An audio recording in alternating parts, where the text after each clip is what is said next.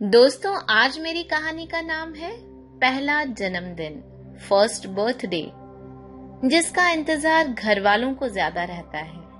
तो चलिए कहानी शुरू करते हैं।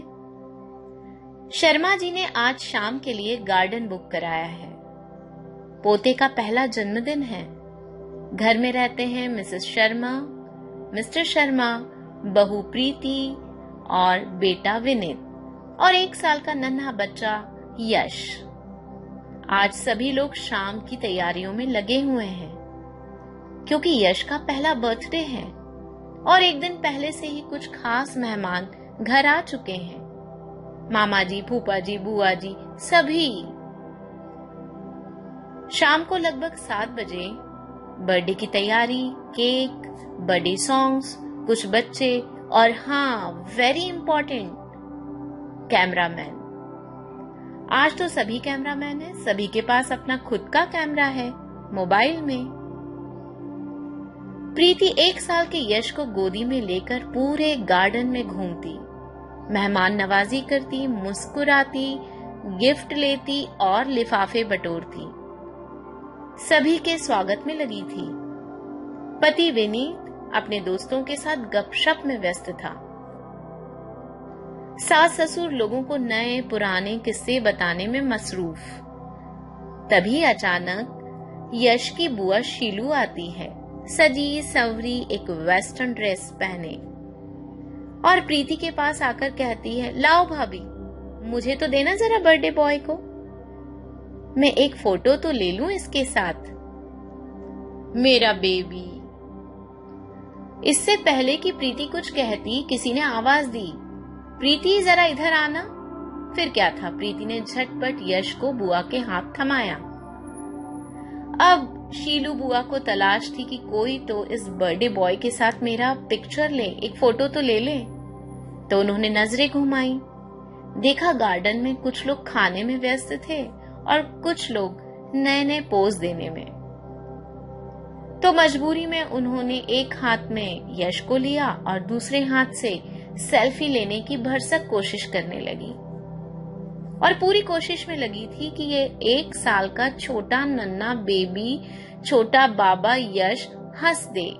तो कहती, देखो देखो गुब्बारा, स्माइल, हंसो ना, थोड़ा तो हंसो।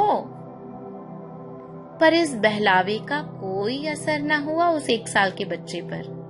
वह जोर जोर से रोने लगा। तब बुआ जी आवाज लगाती हैं फिर से उसकी माँ को, भाभी इसे ले लो, पता नहीं क्यों रो रहा है, रोज तो मस्त रहता है, फिर आज क्या हुआ, वो भी बर्थडे वाले दिन। कभी कोई उसके गालों को छूकर हैप्पी बर्थडे, हाउ स्वीट, कोई जबरदस्ती लेने की कोशिश करता और यश चिढ़ जाता, रोने लगता। गर्मी के दिन, नया ब्रांडेड ड्रेस, कभी इसकी गोद कभी उसकी गोद, ओफो, एकदम चिढ़ सा गया था।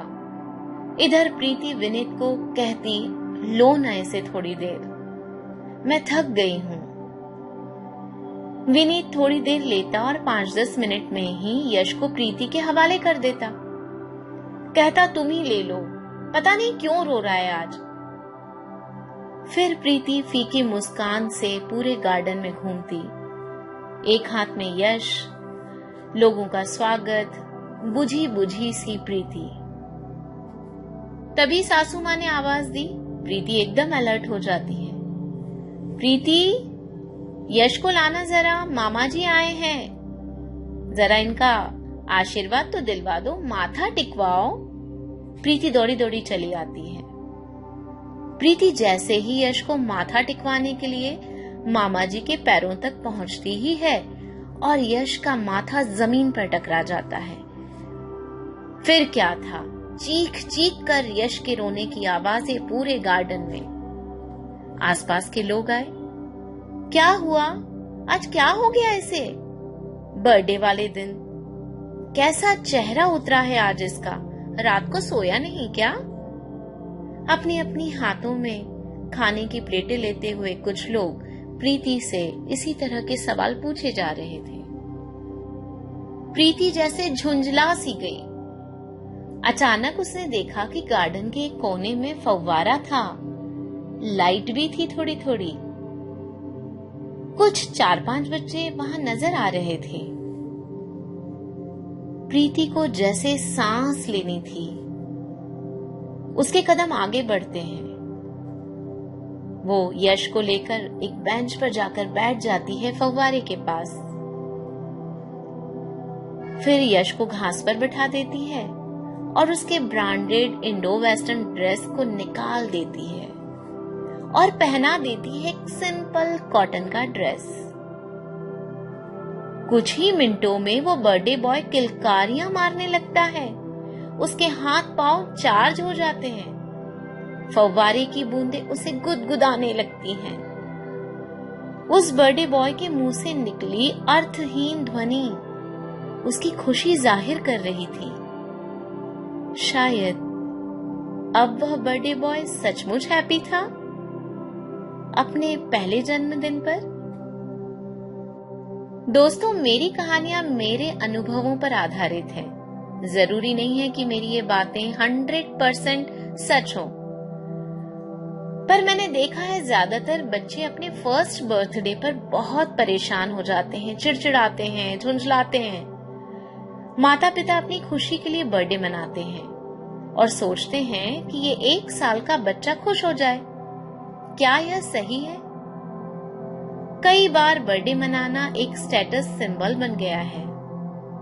हम अपने एंटरटेनमेंट के लिए, सेलिब्रेशन के लिए उस छोटे से बच्चे को कितना तंग कर देते हैं। आप अपनी राय कमेंट बॉक्स में जरूर दें, सजेशंस भी दें। अगर मेरी कहानियां आपके दिल को छूती हैं तो लाइक, शेयर एंड सब्सक्राइब जरूर करें। शुक्रिया दोस्तों, मुझे इतना प्यार से सुनने के लिए। धन्यवाद।